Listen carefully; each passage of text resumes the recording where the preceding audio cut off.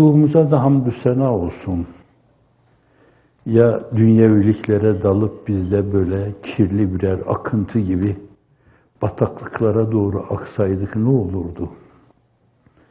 Etrafı kölleştirmeye doğru aksaydık ne olurdu? İyi ki imana açık bir ortamda dünyaya geldik. Taklidi bile olsa bize imanı yudumlattılar, yudumladık. Onunla beslendik. Varlığımızı bugüne kadar devam ettirdik. Bundan sonra ona yeni kanatlar ilave ederek seyir ilallah, seyir maallah, seyir enillah ufkunda ona seyahatler yaptırmak. Biri diğerine benzemeyen, biri diğerinin üstünde sürekli ona seyirler yaptırmak. Bunun bir yolu o mevzuda ölesiye bir cehd ve gayret, ölesiye bir cehd ve gayret. Tavırlarla, davranışlarla o mevzuda sürekli bir cehd ve gayret sergilemek. Dille, dudakla kalbin heyecanını ifade ederek o mevzuda bir gayret sarf etmek. Yani dili, dudağı esas kalbin heyecanlarına tercüman yapmak.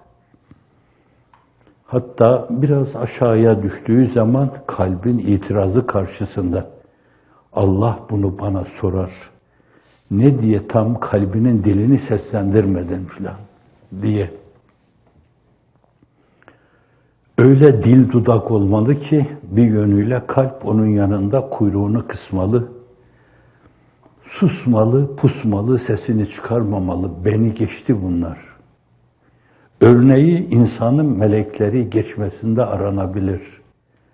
İnsanlığın iftihar tablosu Miraç'ta Hazreti Cebrail'i geçti. Oysa ki o nurdan yaratılmıştı. İnsanlığın iftihar tablosu ise o da bir damla sudan yaratılmıştı. Tabiatında beşerilik vardı.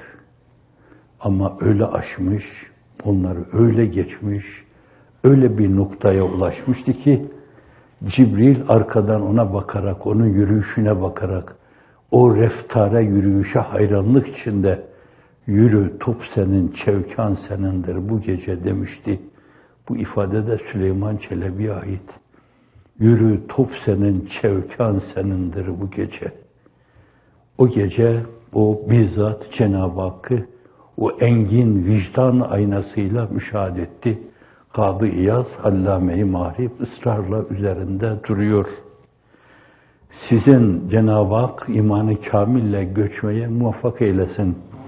Öbür tarafta göreceğiniz vaadi var. Ama herkes kendi mirati ruhuna göre bir müşahedeye mazhar olacak. Ne ölçüde mazhar olursa olsun kendinden geçecek, bayılacak. Cenneti unutacak, evinin yolunu unutacak, o cennetin köşklerini. Onlar öyle dünyadaki kara saraylara, pembe saraylara, turuncu saraylara benzemez yani. Başınızı döndürür burada. Enbiya-i İzam'ın bile başını döndürecek şekilde. Ama onun cemali ve kemalini müşahede ettiğiniz zaman sarayın yolunu unutacaksınız. Hurilerin çığlıklarını unutacaksınız. Öbür tarafa sizden evvel göç etmiş çocuklar sizi Hazreti Pir'in ifadesiyle çocuk sevgisinden mahrum etmemek için o çocukları orada yine sizin kucağınıza verecek. Onların oradaki o feryatlarını, çığlıklarını unutacaksınız, bayılacaksınız. فَيَنْسَوْنَ النَّعِيمَ اِذَا رَعُوهَا فَيَا خُسْرَانَ اَهْلَ الْاِتِزَالِ Onları görünce unutacaksınız cennetin bütün nimetlerini, şatafatını, ihtişamını, hezafirini. Dünya ne oluyor ki? Belki o esnada size sorar, dünya bir şey, ya öyle bir şey var mıydı diyeceksiniz. Hani Kur'an-ı Kerim'de de diyor, ne kadar yaşadınız? Belki bir gün, belki bir günden de az diyorlar. Ama yine de her şeye rağmen sen bir bilene sorsan bunu, bilene sorsan, yani o yarım günden bile şüphe ediyorlar. Bir de Cenab-ı Hakk'ın cemali ve kemalini müşahede edince ve bir de Cenab-ı Hak'tan dalga dalga değişik tecelli dalga boyunda ben sizden razıyım sözü. Cemali ve kemalini müşahede edeceksiniz. Bir de ben sizden razıyım. İliklerinize kadar öyle mest, sermest olacak. Öylesine kendinizden geçeceksiniz ki ya bir dünya var mıydı, yok muydu filan unutacaksınız onu. Sorsalar kendi doğup büyüdüğünüz evi resmedemeyeceksiniz. Öyle. Ona talipsiniz. Onun arkasından koşuyorsunuz Allah'ın izniyle. Ama onu da maksudun bizzat yapmıyorsunuz. Çünkü maksudun bizzat ona göre esasen o da yine deryada damladır. Güneşte bir zerre hükmündedir. Esası o. Hüve ile ifade edilen o ıtlakın ifade ettiği şey, o ihate edilmez şey. Cenab-ı Hak lütfuyla serfiraz kılsın. Bizi kendi boşluklarımızın mahkumu etmesin inşallah. Efendim şunu diyordum müsaadenizle. Bir taraftan tavır ve davranışlarımızla hep o ulvi şeylerin peşinde olmak. Bir taraftan dilimizle onu virdü zeban etmek. Dile dolanmak. Bu zeban Farsça dil demek. Aradaki biz dil diyoruz, kalp o. Evet. Bir tekrar demek, o da Arapçadan onlar almışlar. O da tekrar etme demek. Dile dolanma Türkçemizde vardır. Dile dolanmak sürekli. Oturup kalkıp hep onu dile dolanmak yani. Şimdi nasıl diyeyim? Bazen insanın aklına geliyor yani. Ya Allahu Celle Celaluhu, Ya Huve Celle Celaluhu, Ya Rabbu Celle Celaluhu. Ya da nasıl diyeyim ben? En iyisi Esma-i Hüsna'yı sayayım. Bismillahirrahmanirrahim. Maliki yevmiddin. Ya Allah, ya Ferdu, Ya Hayyu, Ya Kayyum, Ya Hakem, Ya Adl, Ya Kuddus. Yahu daha ne desem ki filan. Sürekli ülfete ve ünsiyete meseleyi feda etmemek için, tabiri diğerle emanet etmemek için sürekli yeni teveccüh mülahazalarıyla ona yönelme. Her yönelişi adeta yepyeni, mebdeden bir yöneliş şeklinde ona doğru yapma. Bunlarla yetinmeme esasen. Bir şeyler duyarsın, bir şeyler hissedersin. Kalbinde bir kısım inkişaflara şahit olursun. Alemin duymadığı, görmediği, etmediği şeylere muttali olmaya başlarsın. Fakat böyle hep yukarılarda öğekler gibi kanat açıp yukarılar doğru uçtukça yağmur damlaları gibi filan orada tekrar tevazu ve mahviyet içinde, hacalet içinde esasen toprağın bağrına dönersin. Hak şevhak taruyen de gül. Toprak ol, toprak ki gül bitiresin. Büyüklüğünün alameti senin kendini mahviyet ve tevazu içinde sıfırlamana bağlıdır. Bir şeysen duygu ve düşüncelerinde hep kendini sıfırlıyorsun demektir. Kendini sıfırlama mülahazası hakim değilse sen sana demiyorum. Yani ey insan-ı meçhul, sen bir hiçsin. Hiçsin. Evet. Yüksekliğiyle maküsen mütenasip kendini mahviyet, tevazu ve hacalet içinde, acz-ı fakr, şevk-ı şükür içinde duymak. Hani onun daha ötesinde seyri sülükte o dönemde iman olduğundan, İslam olduğundan, İkan mevzuunda, izan mevzuunda daha derinliklere insanlar çağrılma istikametinde öyle demişler. Hazreti Pir bu çağda bir şeyi imar etme, onun projesini yapma, statiğini yapma. O vazifeyle sorumlu olduğundan dolayı o kendi çağının insanlarına göre en lüzumlu, en elzem olan şey ifade ediyor.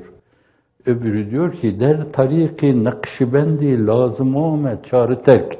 Terki dünya, terki ukva, terki hasti, terki terk. Yolumuzda bizim Nakşibendi yolunda 4 şeyi terk etmek bir esastır. Dünyayı terk etmek. Herhalde Hazretin ölçülerine vurduğumuz zaman da dünyayı kalben terk etmek. Dün geldi, bugün ayrıldı gitti. Var mıydı yok muydu? Bana ne yahu? Diyecek kadar. Arkasından bakmamak. Gözyaşı dökmemek. aman kaybederim endişesine kapılmamak. O endişeye kapılanlar kazanma kuşağında kaybediyorlar. Farkında değiller. Kaybediyorlar. Her gün bir kere daha çok farklı bir kayıp kuyusuna yüzüstü abanıyorlar veya tepetaklak gidiyorlar. Dünyayı terki dünya, terki ukba, ukbayı da terk. Çünkü ukbanın ötesinde cemalullah var, rüyetullah var, rızaullah var. Enbiya-i İzam'la beraber aynı sofrayı paylaşma var. Evliya-i İzam'la aynı sofrayı paylaşma var. Bütün bunların varlığı sana bir yönüyle ukbayı da unutturacak. Seni alıp cennette bir yere otağın burası deyip oturtacaklar. Oturacaksın oraya ama görmeyecek gözün onu. Ukbayı da öyle terk edeceksin. Terki dünya, terki ukba. Terki hesti, kendini terk edeceksin. Sen kendini de sıfırlayacaksın. Bir çarpı çekeceksin benim üzerine. Ona ulaşmanın yolu bu. Sen tecelli eylemezsin perdede ben var iken, şartı izharı vücudundur, adim olmak bana. Hep ben perdede görünüyorsam, sahnede görünüyorsam, ey Allah'ım sen tecelli eylemezsin. Zira senin tecellin benim yokluğuma vabestedir. Ben silinmeliyim ki, o zaman la ilahe illallah hakikati tecelli etsin. Ne yaparsam yapayım. Bedir yaptım. Uhud'da hezimeti zafere çevirdim. Yermuk'ta bilmem ne yaptım. Bunları unutacak kadar böyle bir şey yaptım mı yapmadım mı? Halit zannediyorum bana sorsaydınız Perslerin tepesine balyoz gibi, Romalıların tepesine balyoz gibi. Sen ne yaptın? Vallahi ben bir şey yaptığımın farkında değilim. Sadece yaptığım bir şey var ki onun ezikliği altında hala eziliyorum. Okçular tepesinde vazife ve sorumluluğunu unutan insanların oradan ayrılmalarını ganimet bilerek peygamber ordusuna arkadan hücum ettim. Aklımda kalan bu. 60 sene evvel işlediğim bir hata aklıma yeniden gelince zina etmiş gibi elf estağfirullah, elf estağfirullah.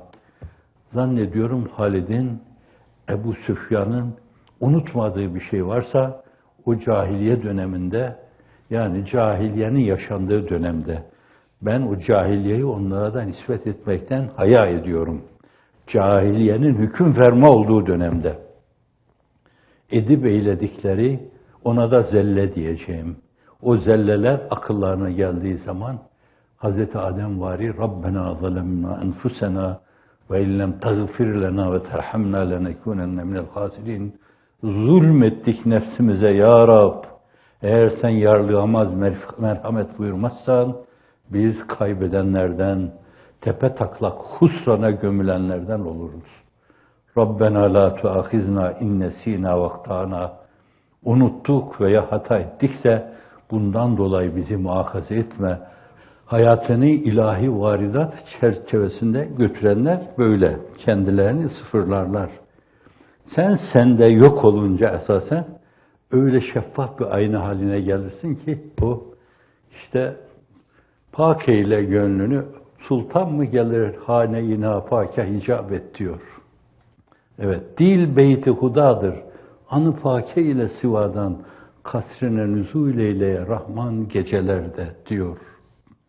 Evet, kalp öyle bir mirat-ı mücella haline gelince onu o kalbinin vüs'ati, istihap haddi ölçüsünde onu duyarsın, onu hissedersin.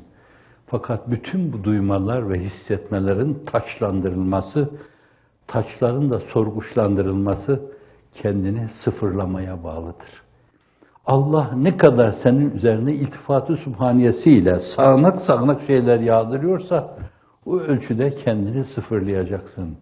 Bana biraz daha toprak olmak, toprağın altında bir şey olmak, toprağın derinliğinde bir şey olmak, bir şey olmak, bir şey olmak. El ayak hareketlerinle, dil dudak hareketlerinle cihanlar fethediliyor. Hazreti Fatih'in İstanbul'u fethi gibi. Fakat bütün bunlar aklına geldiği zaman küllüm min indillah sözüyle meseleyi taşlandıracak, katiyen sahip çıkmayacaksın. Katiyen. Var bir güzellik ortada. tebessüm ediyor benim çehreme. Sanki benim davranışlarımdan dökülmüş gibi. Ama tenasübilliyet, kozalite mülahazasına göre, tenasübilliyet prensibine göre belli ki bunlar benim eserim olamaz. Belli ki sahibinin eseri. Meseleye böyle bakmayanlar farkına varmadan din, İslam dedikleri zaman bile şirk bataklığında bata çıkayık yürüyorlar demektir. Şirk bataklığında bata çıka yürüyorlar demektir. Batarken bile bir ay sonra her şey düzelecek. Bir hafta sonra her şey düzelecek. 2 ay sonra her şey düzelecek. 3 ay sonra her şey düzelecek. Bunlara dense terbiye müsait olsa şöyle derim. Ama burada terbiyenin müsaadesizliğini bozacağım ben.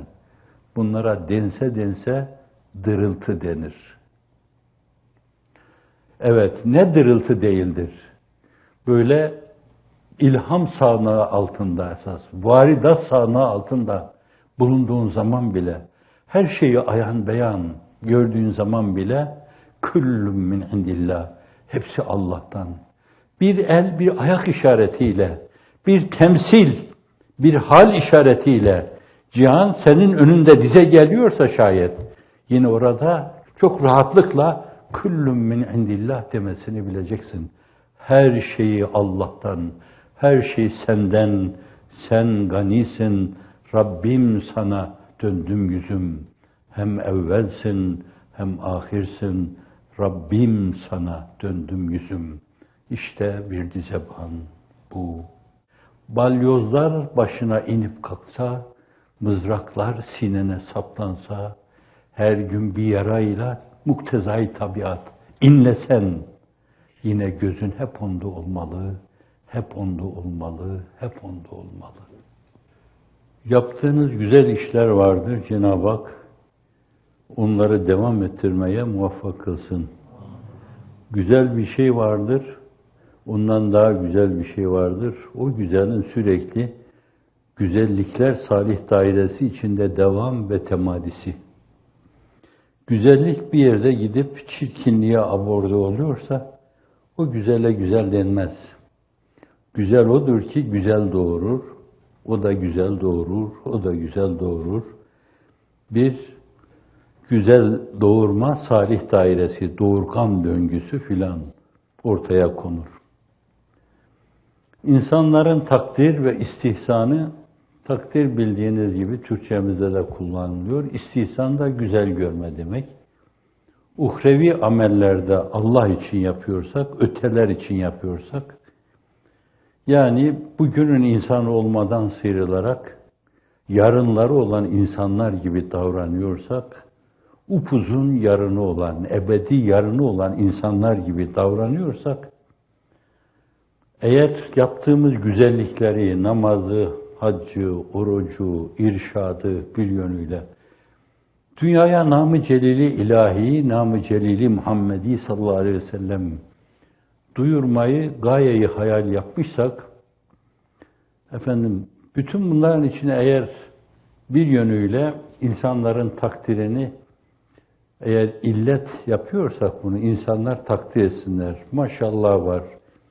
Dünyanın 170 küsur ülkesinde okul açtılar böyle. Aklın köşesinden geçiyorsa. Bu gelince hemen böyle nöronların kapısını çaldığında bence o kapıyı sürmelemeli. Hemen bir daha da onların o türlü duygularını açamayacağı hale getirmeli. Fakat eğer illet ise işte onun için yapıyorsam ben takdir edilsin. Bak bunca insana duyurdum ben bu meseleyi filan. İyilikleri unutma esasen. Unutulacak bir şey varsa o da iyilikleri unutma. Aklına geldiği zaman da Allah Allah, bencileyin bir insana Cenab-ı Hak nasıl oldu da böyle lütuflarda bulundu demek suretiyle. Bu da bir nevi tahdis-i nimettir. Yine onu kabul etme, fakat ondan bilme. Ondan bilince o hem illet sayılmaz, hem de insan o sayede açık kapalı şirke girmemiş olur. Öbür türlü farkına varmadan insanların takdiri, insanların alkışı, insanların büyük görmesi, insanların parmakla işaret etmesi, sen yaptın demesi, geldiklerinde ayağa kalkılması, efendim bütün bunlar bir yönüyle yapılan güzelliklere illet sayılıyorsa o ameli iptal eder. Bir şey yapmamış gibi. Evet. Ne gibi yani? Rubbe saimin leyse lehu min siyamihi illel cu vel ataş. Hadis. Nice oruç tutanlar vardır ki tuttukları oruç yanlarına kar olarak sadece açlıkları ve susuzlukları kalmıştır. Rubbe kaimin leyse lehu min kıyami ille seher vel atab. Nice sabahlara kadar ayakta duran insanlar vardır ki sadece yorgunlukları ve uykusuzlukları yanlarına kar kalmıştır. Öyle değil. Dolayısıyla ameli iptal eder o. O ameli iptal etmemek için bence o güzelliğin yeni bir güzellik doğurması, yaptığınız o şeylerde halkın takdirini, alkışını, müşarun bir benan olmanızı hedef yapmamak lazım, illet yapmamak lazım. Ameli iptal eder o. Eğer mürecci ise bu ondan biraz daha beri bir şey oluyor. Biraz daha tevhide doğru bir adım atılmış oluyor. O işi yapıyorsunuz ama fakat o takdiri, o alkışı o mevzuda esasen illet yapmamışsınız. Ama yani o da iyi bir şey. İnsanlar kabul ediyorlar bunu. Bazen de şeytan şöyle dedirtir. Bu insanlar kabul edince onlar da sizin çizginizde yerlerini alırlar. Size arka çıkarlar. Onlar da size destek olurlar. Bu da şeytanın sağdan gelme ayak oyunlarıdır. Tercih ettirici bir faktörse yani başka şeyler yapacakken onu tercih ettiriyor size. O da bu ameldeki ihlası kırar. Evet, çünkü ihlas demek esasen bir şey emredildiği için yapmak ve sadece esasen onun rızasını gözetmek. Bir zerre ihlaslı amel batmanlarla halis olmayana müreccahtır. Bu sözleri söyleyen Hazreti Piri Mugan'a ait. Evet, ihlaslı siz amel ettiğiniz takdirde Allah Celle Celaluhu hiç bilemediğiniz şekilde binlerce insanın sinesini açar ona. Ama ihlaslı amel ettiğiniz takdirde. Peygamberlere açılan kapılar da öyle açılmıştır. Dolayısıyla o da o ameldeki ihlası kırar. İhlas kırılınca mesele yine Cenab-ı Hak'tan koparılmış olur. Hafizanallah. Tercihte bile. Amel var ama fakat ihlas yok. Zannediyorum kabirden başlamak üzere bütün berzah hayatında, mahşerde ve mizanda meselenin hesabı görülür, sorarlar. Sen bunu yaptın ama fakat çok ihlaslı değildin bu mevzuda. Oysa ki Kur'an-ı Kerim çent yerde esasen ihlası nazara veriyor. Mesela en azından işte o kısar surelerde lemmekünilledi onların başında geliyor. Orada muhlisine lehuddin. Din, diyanet Allah'a aittir. İbadet, ubudet Allah'a yapılır. Başkalarının o mevzuda takdiri, alkışı veya tercih ettirici bir faktör olması bunun kıymet harbiyesi yoktur mülazası. O ameli bir yönüyle ihlası kırar. Eğer müşevvik ise saffetini izale eder. Teşvik edici bir faktör olarak yaptığınız iyilikler, güzellikler bunlar.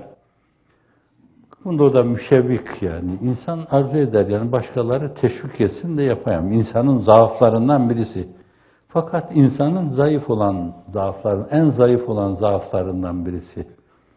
Yani artık bütün iptal değil.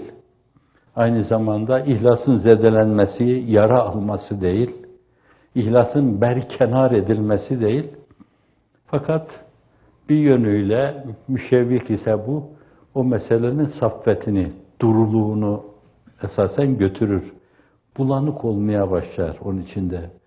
Bazen kapkaranlık çizgiler olur orada. Cenab-ı Hakk'ın beğendiği, takdir buyurduğu, öyle olmasını istediği desen bozukluğuna düşer. Oysa ki o meseleyi ortaya koyarken, vaz ederken şu desende mesele ortaya konması lazım.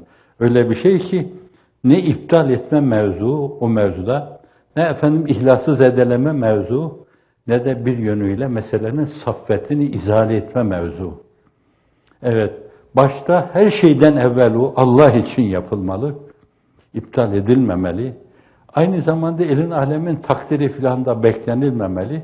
Fakat aynı zamanda başkaları da teşvik etsin de biz de bu güzel şeyi yapalım filan.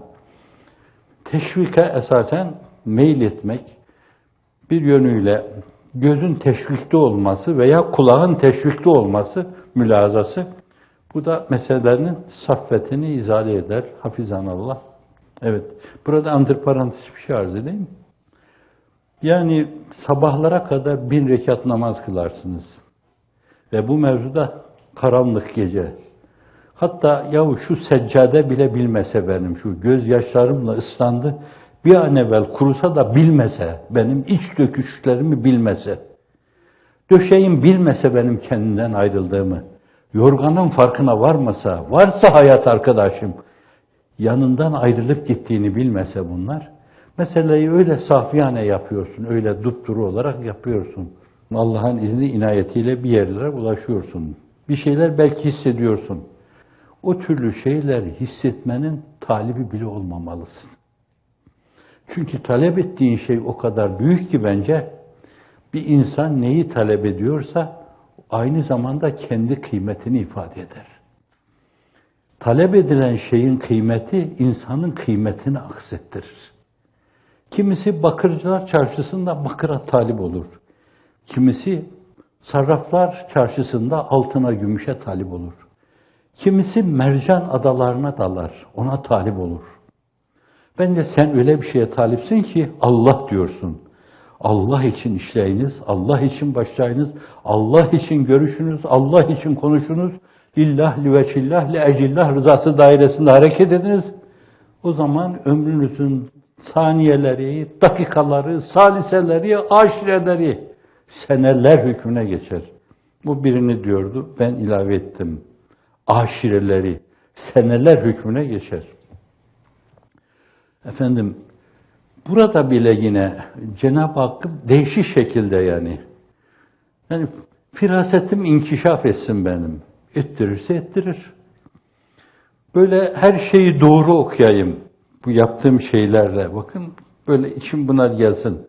Değişik böyle makamlar, payeler. Hatta nezdü uluhiyetteki payeler. Her gece rüyamda bir yönüyle kendi mir'ati ruhumda onu temaşa edeyim.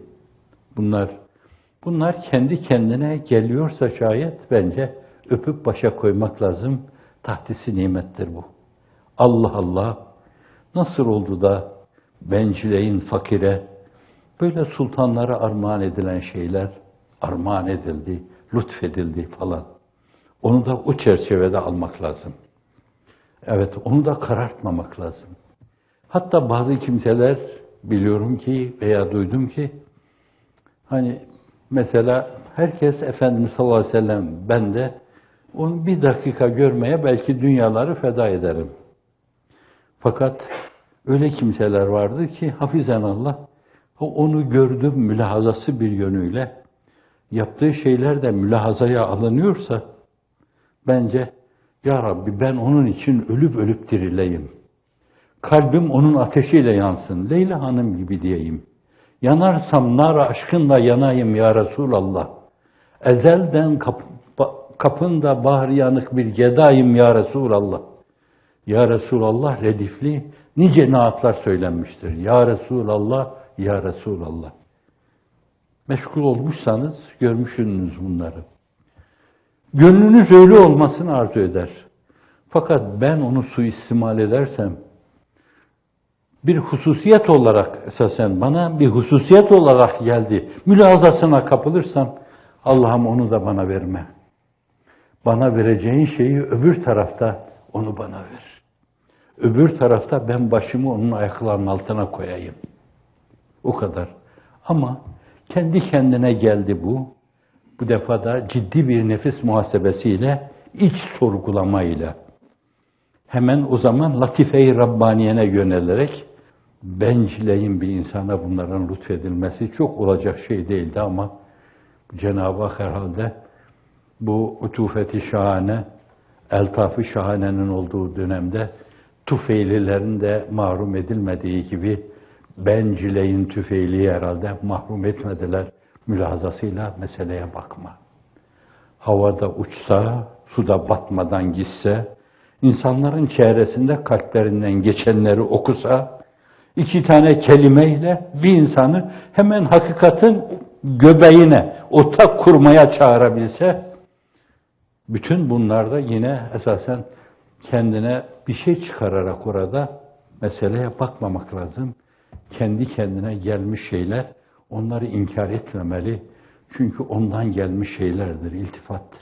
Böyle olunca insanların hüsnü tesiri namına kabul etmek güzeldir ki وَاجْعَلْ لِسَانَ صِدْقٍ فِي الْآخِرِينَ Hazreti İbrahim diyor bunu.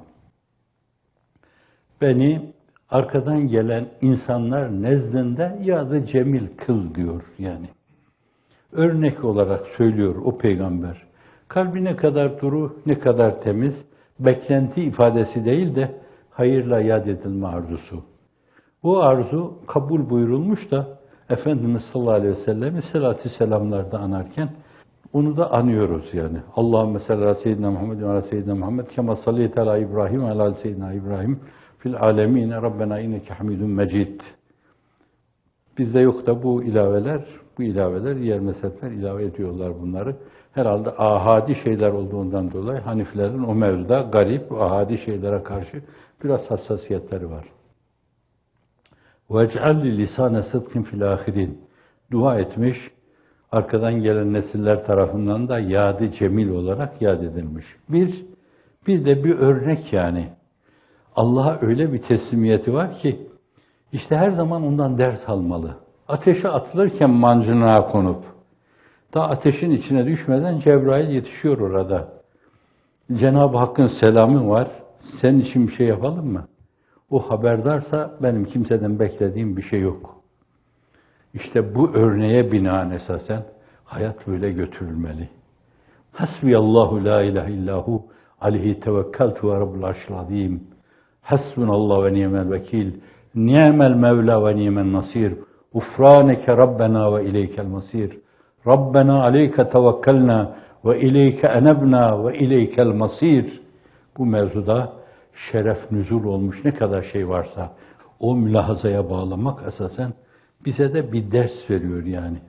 Dolayısıyla zannediyorum وَاجْعَلْ لِسَانَ صِدْقٍ فِي الْآخِرِينَ esas baktığı mülahazalardan bir tanesi de bu. Bu açıdan o meseleyi de öyle makul bir mahmile hamletmek lazım. وَاجْعَلْ لِسَانَ صِدْقٍ فِي الْآخِرِينَ وَاجْعَلْ مِنْ وَرَثَةِ جَنَّةِ النَّعِيمِ Allahümme a'inna ala zikrik ve şükrik ve husni ibadetik. Allahümme inna nes'elukel huda ve tuqa vel afafe vel gina. Allahümme ecirna hallisna neccina minen nar ve afina ve afu anna ve adkhilnel cennete ma'al abrar. Ve afike ya mücir fadlike gaffar ve eselike ve hakka hadil esmaül kerimeti şerife ve sıfatil celileti latife emsalli ala seyyidina Muhammed ve ala Muhammed.